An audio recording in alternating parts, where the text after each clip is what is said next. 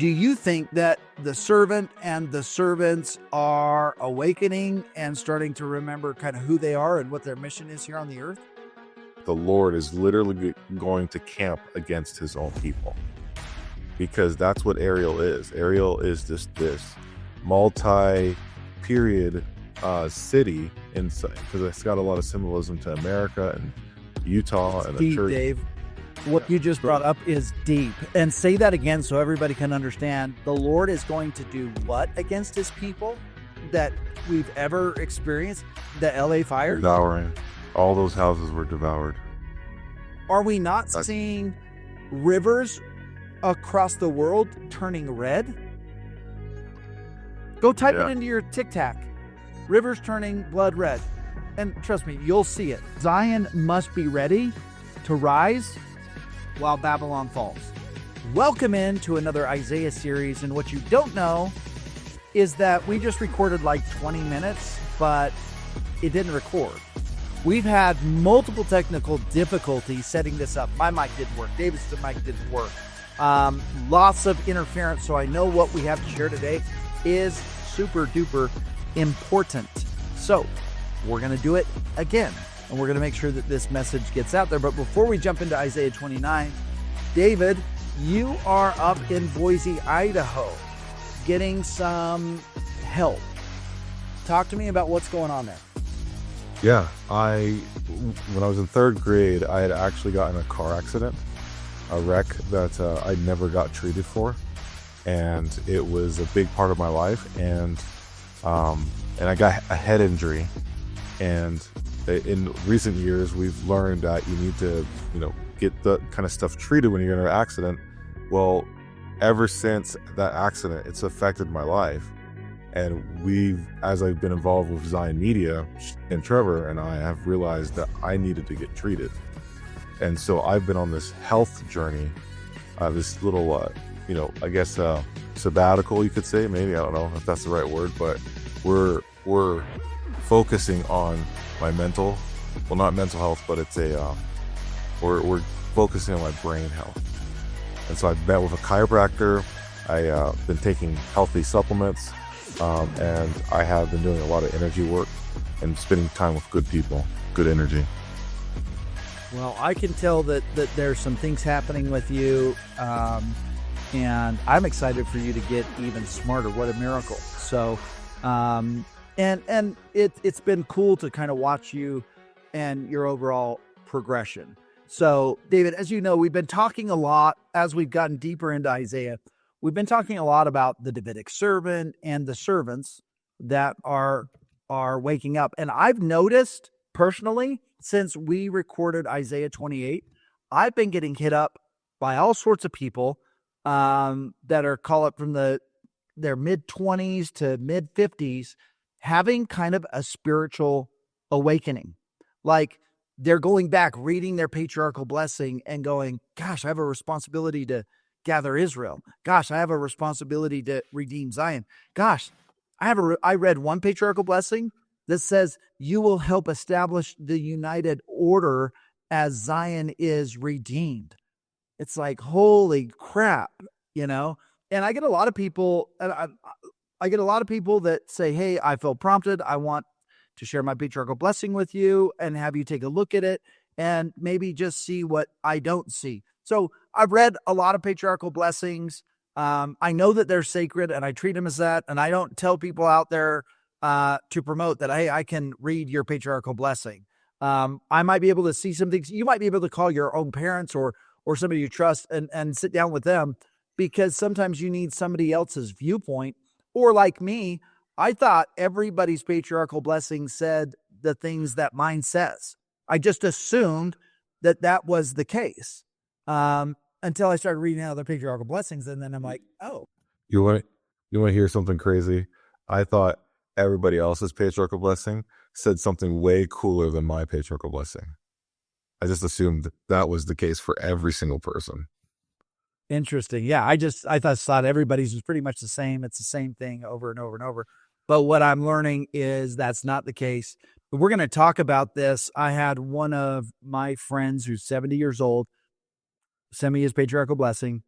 And his patriarchal blessing is the most profound patriarchal blessing I've ever read in my life. It says that he will, there will be sealed records that will come to him, and these are records that have never been revealed to anybody before. That's in his patriarchal blessing. It also says 3 times that he will be a savior on Mount Zion. And it also says that he will come forth in the morning of the first resurrection. So there's a lot of things in there that I'm like, holy cow. No wonder. So I think the servants and the servants definitely waking up. Now, David, I know this because I know you. So I'm going to ask a question for the audience. Do you think that the servant and the servants are awakening and starting to remember kind of who they are and what their mission is here on the earth?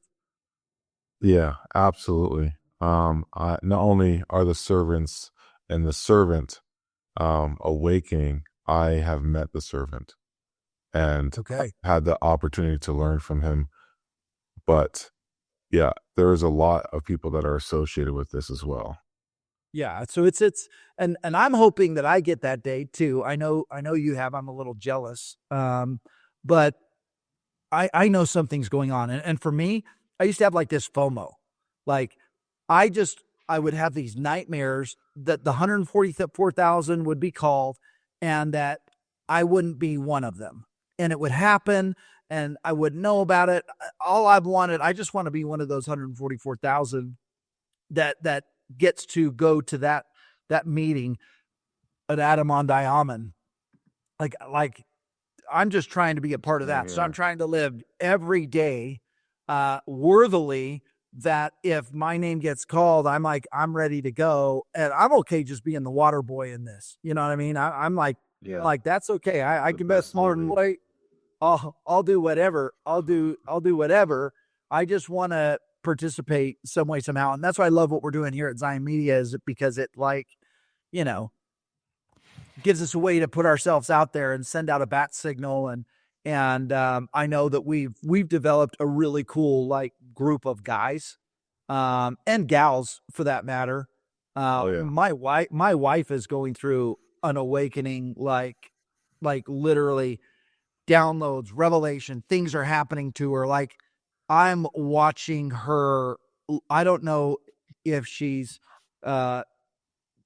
being translated. I don't know what's going on with her, but she gets more beautiful to me every day. And it's just incredible. There's some things going on. And then you layer in what's going on in America and in the world on the geopolitical level. I mean, Trump is, and I got a lot of people hating on me because of Trump this, Trump that. Listen, I know Trump has made lots of mistakes in his life. I have heard him say he follows Jesus Christ. If he does that, then he's forgiven, and it's Jesus's job to judge him, not our job. But I do look at the work that he's doing. He's bringing in highly talented people, and they are exploiting the secret combinations on both sides of the aisle, Republicans and Democrats, that have been abusing the system. And we are seeing that literally in real time. And so while that's going on, I think the church potentially follows suit, and there's a real awakening that is happening there. And if there is, and listen, any big organization, you're probably going to have corruption. So if there is corruption, it's going to be exposed. And that's what we're going to get into here in Isaiah 29. Some really cool things. And it's honestly, Isaiah 29 is a prophetic breakdown of the end times. And I love 29 because when you add up the 2 + 9, you get 11, and I'm a life path 11. And so this particular chapter really speaks to me. We're going to talk about the sealed book in this chapter. We're going to talk about the fall of Babylon. We're going to talk about the rise of Zion. We're going to talk about the destruction of false religion. And what I love, the restoration of truth. That's going to happen.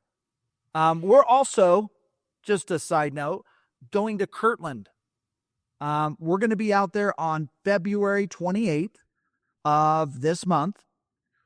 All the planets aligned. So we said, hey, we're going to Kirtland on that day. In 1836, I think it was April 3rd, 1836. Some of the most powerful things happened at Kirtland. The church now owns it. So we're going back there. And oddly enough, I had the sister missionaries over for dinner last night. One of the sister missionaries, she got called on her mission to do 4 months as a historical missionary to Kirtland, and then the rest of her mission to the Layton, Utah mission. So she did her first 4 months out there in Kirtland. Now there's another thing that's interesting. Our very own David the Lion Douglas, guess what? He also served his mission in, that's right, the Kirtland area, the Ohio area. So are you excited to go back, Dave? You kidding me? Yeah, I'm going nuts. I'm going nuts. Kirtland steak was an awesome steak. Overtracted, every door knocked. But yeah, I'm excited to learn a few things while I'm there. Yeah, I'm excited too. We're going out with a group of people. And hey, if you watch this and you want to come out with us, I'm sure we can make room, couldn't we, Dave? Oh yeah. Yeah, definitely. Messages. Yeah, if you want to fly out there, meet out there with us. I don't know how big our Airbnb is, but I'm sure we could find room. There's room in our end. We'll figure it out. We'll buy another Airbnb. Happening this week. Yeah, this week. We're going to be out there. We fly out. We get out there the night of the 27th, and we go through. We come home on the night of the 2nd. We're going to do church out there. We're going to see all the historical sites. We're going to be recording and filming out there. But we want to be at Kirtland on the 28th, at that temple on the 28th, when all of the planets align. Now, I don't know how true this is, and I haven't done the research. I've only heard it, but I heard that this planetary alignment won't happen again for another 490 years. So, what's that? Oh, so Angie might be correcting me and saying the next time that it aligns like this. This could be a planetary alignment. Yeah. Anyways, there's something going on, whether it happens again 15 years from now or 490 years from now, I don't know. But you know what they say, when the stars align or the planets align, there's some cool things happening. And so we decided we wanted to be in Kirtland for that date. So if you want to join us, hey, hit us up. What's the best way for them to hit us up? It would be the contact form that we'll have right below this video. So just contact us. I'll make a new one for specifically Kirtland. Okay. And if you can't get that one, you guys can all email me. My email is sharonbaldwin234@gmail.com. So you can email me directly. I check my email. So, okay. Well, let's jump into Isaiah 29. And my wife just got in here. So if she has any comments or insights, she's in here with me. Hi, Angie. Oh, she's asking me, are you going to church? Yes, I plan on going to church. That is a plan. This is my wife. Like I said earlier in the podcast, you don't know this, but I said, you get more beautiful to me every single day. And I'm like, maybe she's going through maybe she's being translated for all I know. I don't know. I'm just trying to keep up with her. Okay. Thank you, husband. But yes, I am going to go to church. So hopefully I'll be done by then. Okay. Let's see. I just broke my deja vu. Oh, good. That broke some deja vu. That's been having a lot of deja vu. Okay. Oh yeah. And we were talking about that. I don't want to skip over that. We talked about it before when we weren't recording. So maybe go big on us. Let's just hit that real quick. I know, David, you have been going through this bizarre deja vu as you've come to this spiritual awakening of kind of who you are, what you're here to do. I think the Oracle code has really opened your eyes, and page numbers and all of that, temple attendance. You and I are going to the temple at least once a week together, which I really appreciate. But you've been having some deja vu, not normal deja vu either. And I love deja vu because deja vu to me means I'm in the right place at the right time doing the right things. But David, tell us a little bit about the deja vu you've been going through. Yeah, my deja vu, it's like normally you have it like as a fleeting, glimpse of, oh, this has happened before. This is pleasant. This is nice. I feel like I'm doing something right. But for me, ever since going out to Mexico, and maybe a little bit before that, I started having deja vu that was lasting hours, and now it's lasting days. Like coming up here to Idaho, It's been pretty much the whole time that I've been up here with just little glimpses now of not deja vu. So it's flipped. Every time that it's not deja vu, it's only a glimpse of feeling normal. Just like we just had when Angie came in here, that broke the deja vu for you. But yeah, you've been going through this deja vu a lot, which to me is like, I'm so grateful for, because I'm like, perfect. At least David's having the deja vu. David's a big part of my life. Yes. It's like he's having deja vu. We're on the right path. Let's keep going. David's still having deja vu. Okay. Well, let's jump into Isaiah chapter 29. We've covered a little bit about what we're going to be talking about: spiritual blindness, sealed book, destruction of false religion, and the restoration of truth. Yeah. And David's got a ton of notes on this as well. This chapter really reveals the destruction of Babylon, of modern Babylon, and the preparation and redemption of Zion. It's also going to cover, who and what the Davidic servants are. And there's some encoded references to their mission. And when I say them and they, this is a team. This is a team of people. It's clear in Isaiah. It says servants. We got some other book. I don't know if I believe it, all of it, whatever it is. It's the foreordination book. I like a lot of it, but it talks about there being at least 50 Davidic servants. So there's a lot of servants out there. We've had a lot of them on our channel, or at least the ones that claim. And I'll tell you, I haven't had any on our channel that I'm like, yep, that's the Davidic servant. So there hasn't been a single guest that I'm saying is a Davidic servant. Like, I don't believe it. I believe the one like unto, he's going to look like unto. So I have a certain thing that I'm looking for. Like I said, I'd be happy to be the water boy. I just want to be a part of this servants in this movement. Okay. So one of the interesting things about Isaiah is he wrote in layers. His messages apply historically, prophetically, and they're kind of like a typology as well. And they're dual. He could be talking about Jesus' time. He could be talking about our time. And he could be talking about both of them at the same time. Okay. I'll go ahead and read today.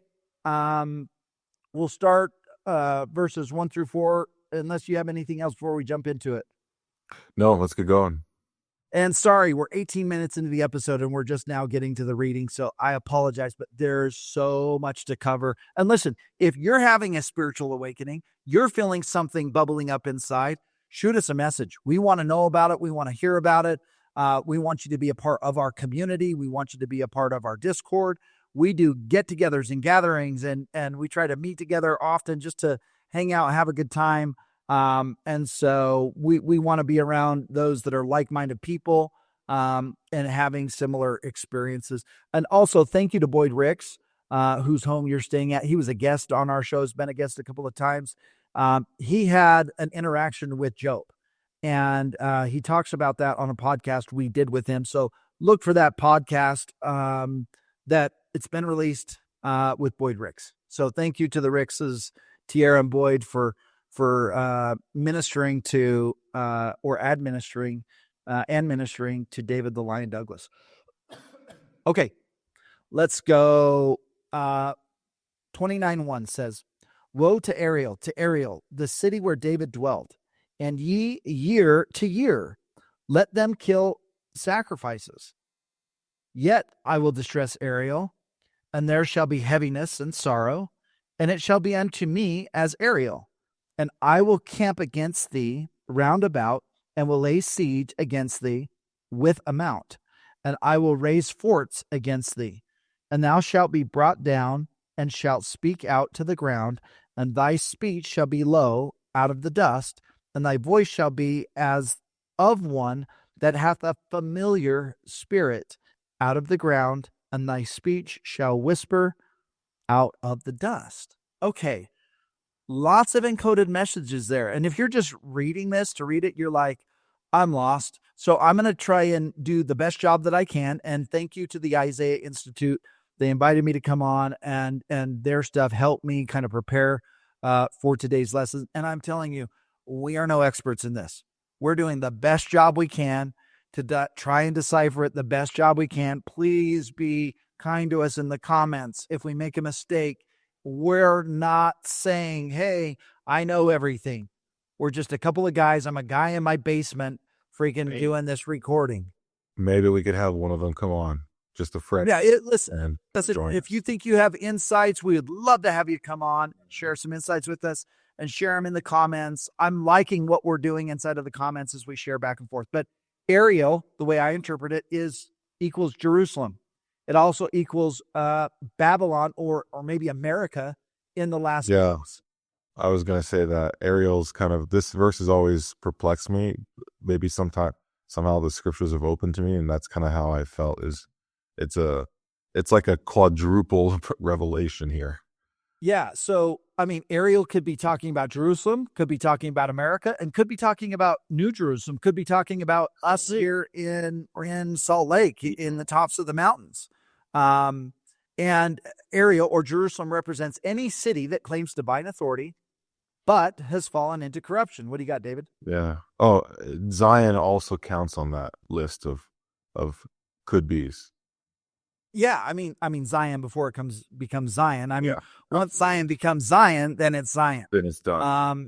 So any city that has fallen into corruption, and boy, I look at Salt Lake City, and it's the let's just say this: it's the most liberal city in all of Utah. So we'll leave it at that. Could this also represent our government? Yeah, it could. Could this also represent the churches? Yeah. Could it even represent our church? It could. And we got to be okay saying, okay, it's a large organization. And understand this, the Church of Jesus Christ, these are the doctrines, the teachings, the temple, all of that Joseph restored. That is 100%. It is truth.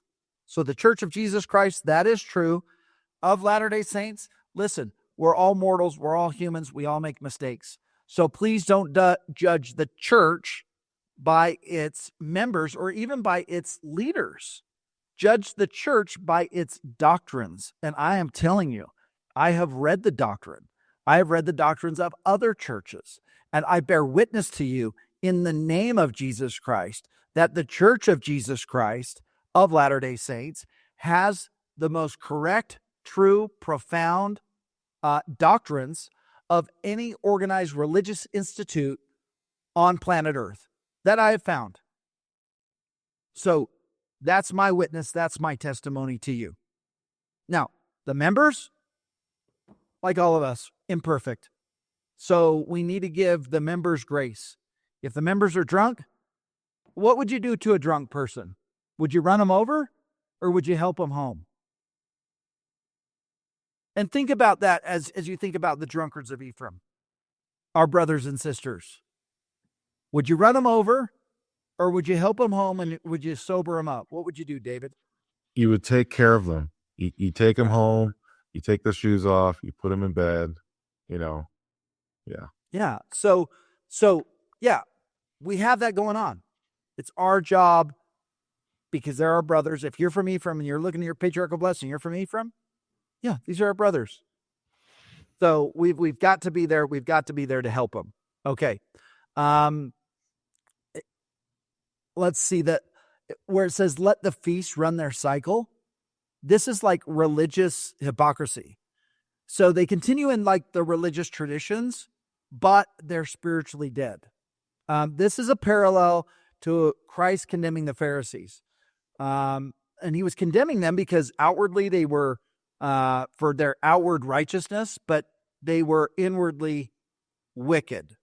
So there's a lot of things that's happening even in our own church. And I've been on the hypocrisy side where outwardly it looks like I'm Mr. Active doing everything right, but inwardly I wasn't doing the right things. I wasn't doing the right things in business. I wasn't being honest. I wasn't doing the right things, but I was the elders quorum president. So we have to ask ourselves, do what I do in private, does it match how I portray myself in the public? And that's what we want to get to. What I do So, behind closed doors. Oh, go ahead. well, I must be blind. Where does it say where run its cycle? Did I hear you incorrectly? It says the feasts. Let's see. Let the feasts run their cycle. Does it not say that there? Not Maybe in I'm the skipping first ahead.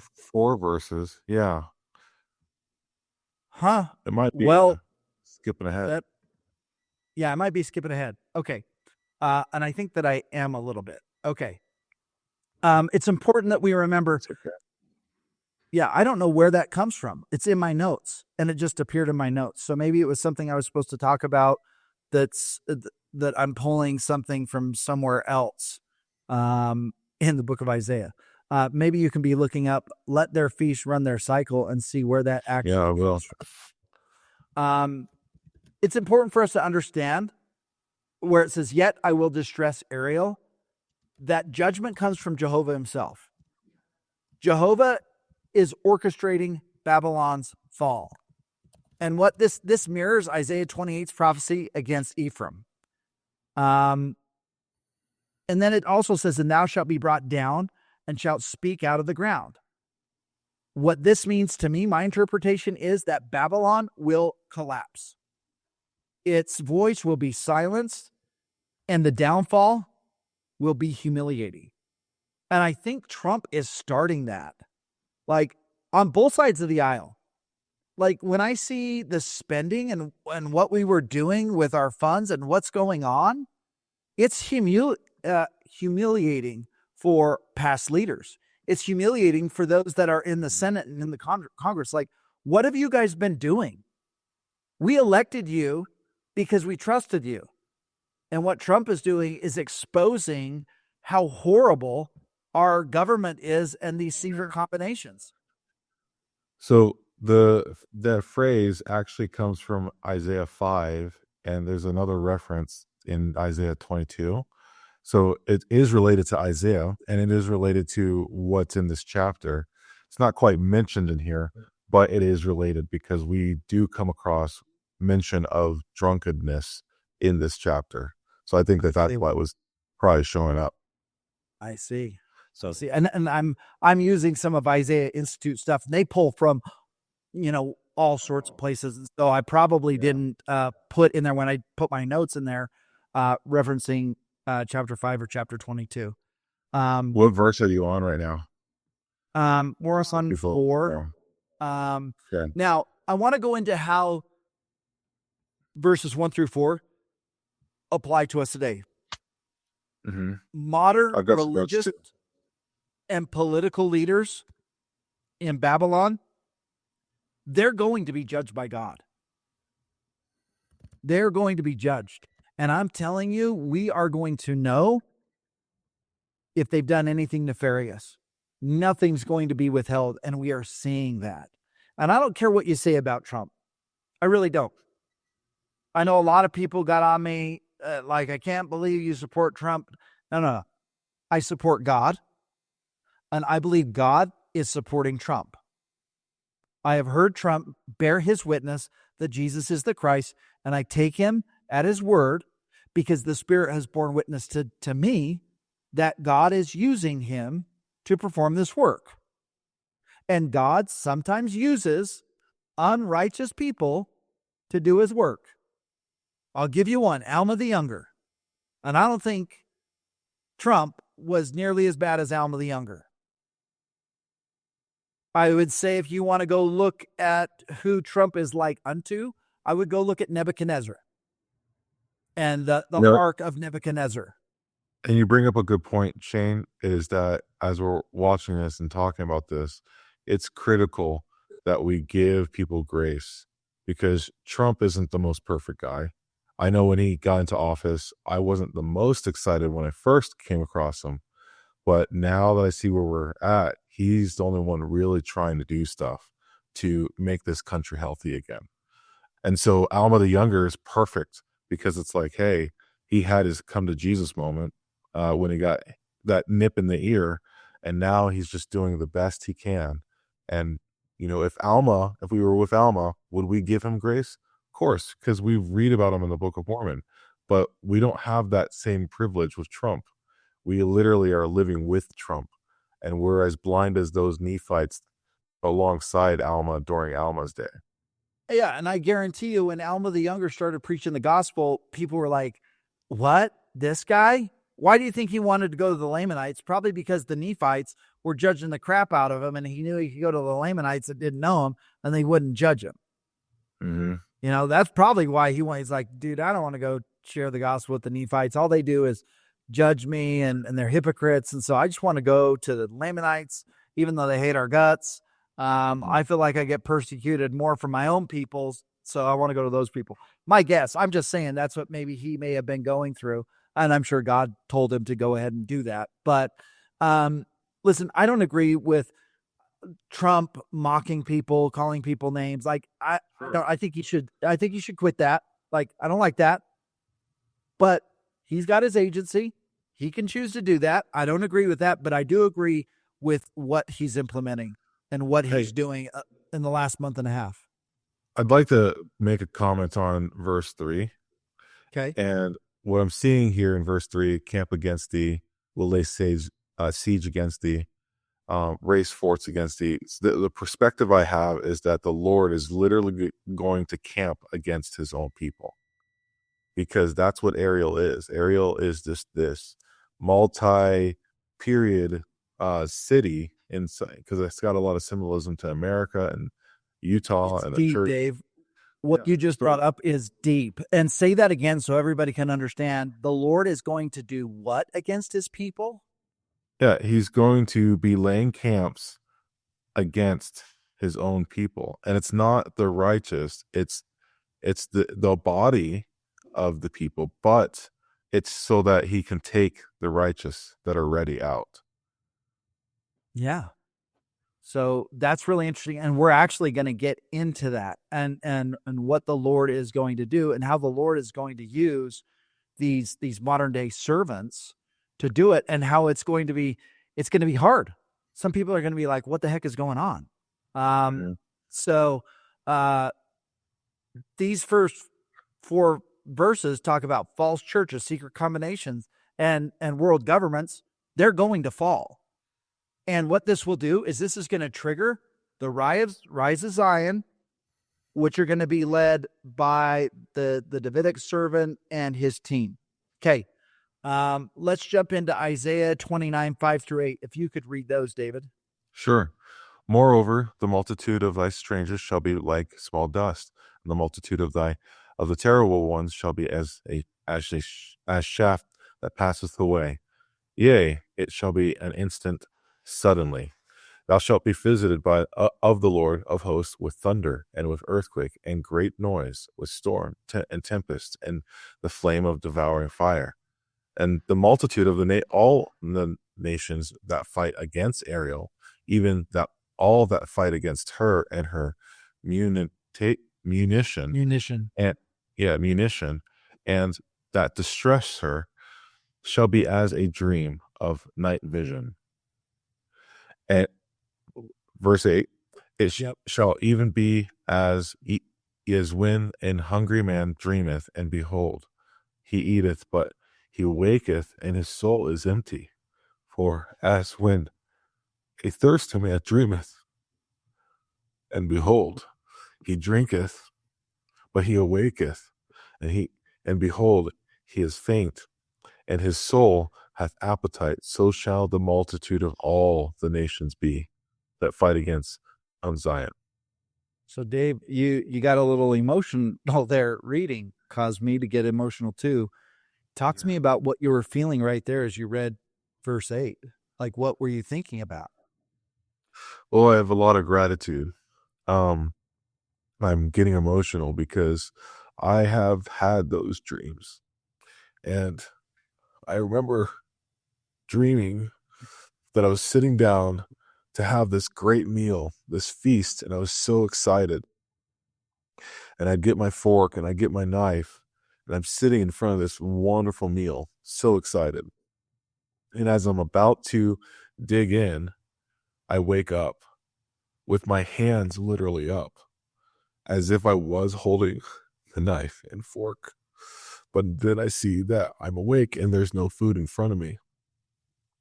And it was symbolic because when I came across the gospel, um, I described it for many years and still do, that when I first heard about someone talk about the priesthood, it was like receiving fresh fruit for the very first time when I had junk food this whole time. And so here, literally, this verse is saying, so shall the multitude of all the nations be that fight against Mount Zion. There will be many, many, many more people that will be starving. And it's not about food. It's about the word of the Lord. Amazing. Okay. So to go back through that, where it says the multitude of strangers shall be like small dust, and the multitude of the terrible ones shall be as chaff that passeth away. The way I see that is the strangers represent the nations that overrun Babylon. So what this is telling me is those secret combinations are going to collapse under their own weight. World governments that oppress the righteous will be devoured by their enemies. And I think this parallels, I have a note here, Revelation 17:16, the beast shall hate the whore and shall make her desolate. So the beast and the whore are like fighting one another. Like the beast and the whore are now, the two evil ones are going against each other. Thou shalt be visited of the Lord of hosts with thunder and with earthquake and great noise, with storm and tempest and flame devouring fire. The way I see that is this is Jehovah's divine judgment on Babylon. This also describes the end time destruction, those natural disasters, wars, and fire. And we're seeing, like, if we open our eyes, did we not see one of the most horrific fires that we've ever experienced? The LA fires? Devouring. All those houses were devoured. Are we not seeing rivers across the world turning red? Go type it into your TikTok. Rivers turning blood red. And trust me, you'll see it. So these signs are there. Could this mean that there's war ahead? Could this mean that there's an environmental collapse? Maybe for the rest of the world. So where do you want to be? Well, I want to be wherever Zion is, because I don't see Zion going through that kind of destruction. I see Zion as a protected place, and we'll get into that. How these verses apply today, you need to know this. The destruction of Babylon, it's happening, and it's happening right now. The wicked elites, guess what they're going to do? They're going to turn on one another. That's what's going to happen. They're going to literally, the beast and the whore is going to turn on one another. These elites are going to turn on each other. It's going to happen. They're going to destroy each other. Trump's just like setting them up to do it. And Zion must be ready to rise while Babylon falls. Named our channel Zion Media. Started this channel June 1st, I think it was, around that time of 2024. We all felt like it's time for Zion to rise. Our channel's grown fast, and we would ask you to send this message out there. We are doing everything we can to share the message that Babylon is falling, Zion is rising, and it's time to revisit your patriarchal blessing. Let me say, each one of you are like a Davidic servant when you share this message, when you share this channel. And I say that because there are a lot of people that are going to need to hear the call. And it's only happens with all of us together. Yeah. We got to, anybody feeling that feeling, like, please, let's prepare Zion to be redeemed. Okay. We'll go ahead and go. We're on verse 9. I'll read 9 through 14. It says, stay yourselves and wonder, cry ye out and cry. They are drunken, but not with wine. They stagger, but not with strong drink. You know we don't drink any wine, You know we don't drink any alcohol as members of the Church of Jesus Christ of Latter-day Saints. Is this verse talking directly to us? Us as Ephraim. Here it is again. The Lord loves us as Ephraim. We need to make sure that we are not drunk. I've been drunk. I was there. I got home from my mission. I got drunk. I got drunk on money. I got drunk on all that stuff. Thank goodness the Lord loved me so much that he sobered me up by going to prison for 62 months. Thank goodness. Thank you. I don't want anybody to have to get sober the way I got sober. Going to prison is no fun. So our call is a call to repentance, a call to stop judging, a call to start loving, a call to start creating Zion, a call to start gathering Israel. That's our battle cry. That's our call. Verse 10 says, "For the Lord hath poured out upon you the spirit of deep sleep, and have closed your eyes. The prophets and your rulers, the seers hath he covered." Guys, this is what Isaiah says. It's talking about us being asleep. It's talking about the prophets and the rulers and the seers being covered. Like, what does that mean? We're gonna dive into this. This is some really interesting stuff. And so rather than judging and complaining that your leadership isn't doing this or isn't receiving this or isn't getting this, maybe just understand the prophecy and know that maybe we're in that half an hour of silence. Maybe God has said, hey, I'm giving you guys a timeout right now. I don't know.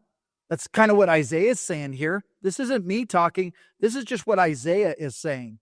So maybe we got to give the leaders some grace as well. Maybe they're just fulfilling prophecy. Maybe we're too unrighteous as a people, and the reason why they're not receiving like we'd like is because it's on us, not on them. Maybe they're the ones that are righteous, and if we got ourselves righteous, then they could receive more. I don't know. I'm just throwing those ideas out there. Verse 11 says, "And the vision of all is become unto you as the words of a book that is sealed, which man deliver to one that is learned, saying, Read this, I pray thee. And he saith, I cannot, for it is sealed." Okay, and that's interesting. We're going to come back to that. "And the book is delivered to him that is not learned, saying, Read this, I pray thee. And he saith, I am not learned. Wherefore the Lord said, For as much as this people draw near to me with their mouth, and with their lips do honor me, but have removed their hearts far from me, and their fear toward me is taught by the precept of men." It's heavy stuff. Do we draw near to him with our mouths, but our hearts are far from him? We've got to analyze this for ourselves. We got to call ourselves out. If our hearts aren't aligned with him, we got to purify our hearts. This is huge, guys. This is huge. This is huge. Verse 14, "Therefore, behold, I will proceed to do a marvelous work among this people." I love it. Okay, cool. So we're there. So the Lord says, I'm going to proceed to do a marvelous work among this people, even a marvelous work and a wonder. "For the wisdom of their wise men shall perish, and the understanding of their prudent men shall be hid. Woe unto them that seek deep to hide their counsel from the Lord, and their works are in the dark. And they say, Who seeth us? And who knoweth us?" Okay, there's a lot going on here. from a sealed book to secret combinations. There's a lot. So let's just kind of break this down. And I will tell you, I literally read one of my best friend's patriarchal blessings, and it says, records will be revealed to you, even records that have never been revealed before. This is in his patriarchal blessing. So, okay. Real. When we look at, for the Lord hath poured out his spirit of deep sleep, and have closed your eyes, the prophets and the rulers and the seers hath he covered. I think the decoded meaning is the world has been literally under a spiritual coma. The rulers and religious leaders could potentially be blind, and they might not be receiving revelation. And when I say receiving revelation, I'm talking like Joseph Smith style revelation, right? And we kind of know that because we don't get a lot of thus saith the Lord revelation. Yes, I do believe the family proclamation is revelation. Now, it's not canonized yet. So if we're being technical, the last time we got a revelation was like 1918. Thus saith the Lord. I think it's DNC 138. So hopefully that's about to change. There are churches, including our church. This prophecy points to modern religious leaders who maybe they've rejected the higher truth. And we know in DNC 124, verse 28, that a fullness of something was lost. We know that the prophets have said the restoration is ongoing. So for us to walk around and say we got the fullness, that's not entirely true. The sealed book.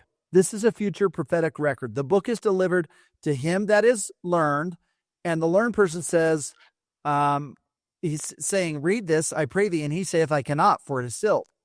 This could refer to the Book of Mormon, but it could also point to another sealed book yet to be revealed. I would ask you this question. Does the Davidic servant potentially unlock this book? And I know we've used this, and it was fulfilled by Joseph Smith. So I already know that that was happening. But remember, Isaiah has dual prophecies. Could this literally be talking about the sealed book? Do you have anything on that, David? This is an interesting one. I didn't see a connection to the Davidic servant, but I did see that this wasn't really talking about Joseph Smith. Like, it might seem like it is, but something that's not right is, like, Joseph, he did need to be taught by Moroni, but it just doesn't line up the same way. Like, it's not like it doesn't line up like a T. So yeah, I know some people will be saying, hey, what about, go ahead. Yeah, no, I love when it talks about a marvelous work and wonder. Like, literally, I believe that is happening right now. You have personal knowledge that these servants are rising. Yeah. So, I mean, it's happening. That marvelous work and a wonder, that strange act, that strange work that we talked about in, I don't know, it's Isaiah 28 or 22, that strange work, it's going down right now. And it's not going down the way everybody thought it would go down. Yeah. So how does this apply today? And we're probably going to break this into two parts. Let's go to church. I'm 11 minutes, so I got to go change and head over to church. That's a good idea. Looks like I'm not showering for church today. Sorry, whoever I sit by. So the religious world, according to this and according to what we've read, has lost a divine connection. And right now, they don't understand the higher knowledge. That's just what Isaiah is saying. I'm not saying that's what's going on. I'm just saying that's what Isaiah is saying. And could this be a layered time and maybe not our day? I mean, maybe you could say that, but golly, I feel like the ongoing restoration and the prophet talking about some of the most mightiest miracles being performed, happening. Like, I think he knows something. I personally think the prophet is getting divine revelation as of late. I feel like he's I had this one friend of mine say he believed that Nelson is a reference of DNC, I think it was 85 verse 8. I'll just kind of read that. But he said he thinks this is what President Nelson is doing in DNC 85 8. It says, DNC 85 8 says, I had an awesome download to share after that. Okay, while that man who was called of God, and he's saying that man he believes is President Nelson, and appointed, that putteth forth his hand to steady the ark, he believes the ark is the church, the ark of God, shall fall by the shaft of death, like as a tree that is smitten by the vivid shaft of lightning. So he's like, the sign when, I guess, there's this change of the guard and the servants kind of step in and start working with the church is when the prophet dies. And it mentions a tree, and so that could be a reference to oaks in there as well. So I don't know. It's a really interesting verse because the verse before that is DNC 85:7, which says, "And it shall come to pass that I, the Lord God, will send one mighty and strong, holding the scepter of power in his hand, clothed with light for a covering, whose mouth shall utter words, eternal words, while his bowels shall be a fountain of truth." His bowels shall be a fountain of truth. Interesting that it uses the word vowels and then bowels. And then he goes before that, it's like, yea, thus saith the still small voice. So then if you look back in verse 6, is the still small voice the Holy Ghost? Is the Holy Ghost the one mighty and strong? It's an interesting thing that my friend, and you guys want to know who my friend is? That's right. Our own Latter-day Chad put that whole thing together. He is freaking brilliant when it comes to deciphering these codes and these scriptures.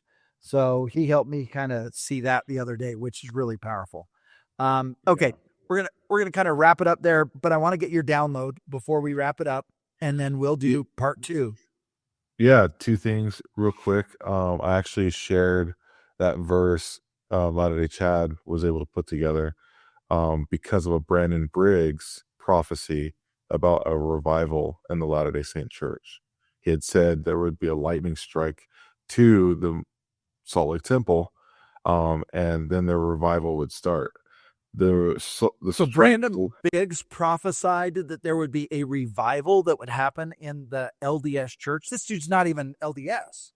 Yeah, and the thing about that lightning strike is it's already happened. The lightning strike has already happened. They literally when Moroni fell, or when was the lightning strike? Well, I don't remember the actual date, but I mean, unless we're waiting for something new, maybe there'll be another lightning strike. But there was lightning that struck the LDS church. Do you know when that was? I don't. So you're recalling lightning striking the Salt Lake Temple, or what? The Salt Lake Temple. They took the Angel Moroni down, and then they also took it was a 2020. It was 2020, and then after, that's when Brandon saw this. So I'm not sure if what he saw was of the 2020 lightning strike, but it could have been then, or it could be of a future lightning strike. But then to look at DNC 85, 7, and 8, it really lines up quite well with what is going to happen to our church.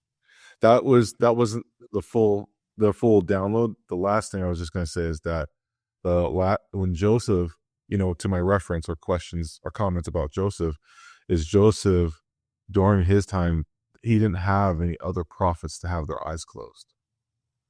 So this reference in this chapter 29 says that the prophets will have their eyes closed. Well, there were no other prophets during Joseph's time. They had Seriously during covered. Yeah. Yeah. No, it's very, very interesting. We're going to stop it there. Almost an hour long, and I got literally 5 minutes to go to church. Okay. So, thank you all for tuning in to our Isaiah series. Please understand this. We're doing the best job we can. We're just a couple of guys, like I said, a couple of guys down in the basement studying the scriptures that started a YouTube channel as a hobby. I have had people reach out to me, especially with the last Isaiah. If you haven't watched the last two Isaiahs, Isaiah 28, go and watch it. But it triggered something in a lot of men around my age. It triggered something. Like, I don't know if it woke them up. I don't know what it did, but we are seeing a great awakening happening. Maybe that revival that Brandon Biggs talked about, this is like the pregame for that revival. And I'm excited for what is to come. So David, thank you. Dude, I've noticed a difference in your growth from your first video to this video. And I'm so glad. I'm on a pilgrimage. Yeah. You're getting this anymore. Growing the hair, growing the beard, really searching to know who you are. And I think, David, tell me if I'm wrong here. I think you better understand exactly who you are and exactly what you've been called to do in the latter days. Oh yeah, absolutely. My mission is to testify and witness. It's in my blessing, and it's been the dreams that I've experienced. So I've got an interesting road ahead of me. I even got this Jesus drip on me. I'm looking pretty good. I like it. Okay. For myself, I'm Shane Baldwin. For David the Lion Douglas, and thank you for tuning in to Zion Media. Listen, if you like this message, just give it a one of those. And hey, share it. Share this video. Let's get the message of Isaiah out there. Hey, let's get the comments going in the chat. Let's study. Let's learn together. We only got through 14 verses today of Isaiah 29. We'll see you guys all next week, where we'll cover the rest of Isaiah 29 and dig a little deeper here. But stay tuned, stay in tune, sanctify yourselves, because Jesus is coming soon. Yeah. I've been praying, I've been asking, but all I hear is echoes back, and they say follow, they say trust, but I got questions that's stacking up. Tell me where the prophets at, where the visions, where the fire, where the words that shake the heavens like they spoke it on Sinai. They say have faith, they say just wait, but it's been too long, man. How much more we gotta take? I hear them preaching from the stand, but I ain't feeling fed. Ain't no thus said the Lord, just some talks that they read. They say stay in line, they say pay your tithes, but I see people hurting and they still just close their eyes. Tell me why the poor still starve, tell me why the streets still bleed, tell me why the wicked kings still get to take what they don't need. Tell me why the saints stay silent like they scared to make a move. If we Zion bound, and tell me why ain't we walking in that truth? No more silence, no more doubt, I need answers, call it out. Ain't no fear, ain't no lies, time to see with open eyes. Dear God, I'm calling, I need to know, are you hearing me? The world is falling, where's the truth? Why ain't you speaking free? Oh, I still believe, oh, but help my need. Oh, the time is now, if Zion's rising, tell me how. I ain't trying to cause division, I ain't hating on the plan, but I've been reading all these scriptures, tell me why it don't expand. They say revelation ceased, but I ain't buying what they sell. If the heavens still are open, where's the words to break the spell? Tell me why the world got darker, but the light ain't shining bright. Tell me why the wicked prosper while the good still lose the fight. Tell me why I feel this hunger, tell me why I see the drought. If the kingdom's truly coming, why we moving with this doubt? I ain't trying to leave, I ain't trying to fall, but I need more than traditions, man. I need to hear the call. I need fire, I need thunder, I need voices from the throne. I need leaders who ain't scared to speak the truth and stand alone. No more silence, no more doubt, I need answers, call it out. Ain't no fear, ain't no lies. Time to see with open eyes. Dear God, I'm calling. I need to know, are you hearing me? The world is falling. Where's the truth? Why ain't you speaking free? Oh, I still believe, but help my need. The time is now. If Zion's rise and tell me how. Maybe it ain't you, maybe it's us. Maybe we've been scared to trust. Maybe we've been building walls when you told us to stand tall. Maybe Zion ain't a place. Maybe Zion's what we chase. Maybe judgment's what we need to remind us we ain't free. Yeah, I'll be floating way up in the sky now. Ain't no way holding me, I ain't tied down. If you tryna see the plan, take the high route. It's that latter day way, let's ride out.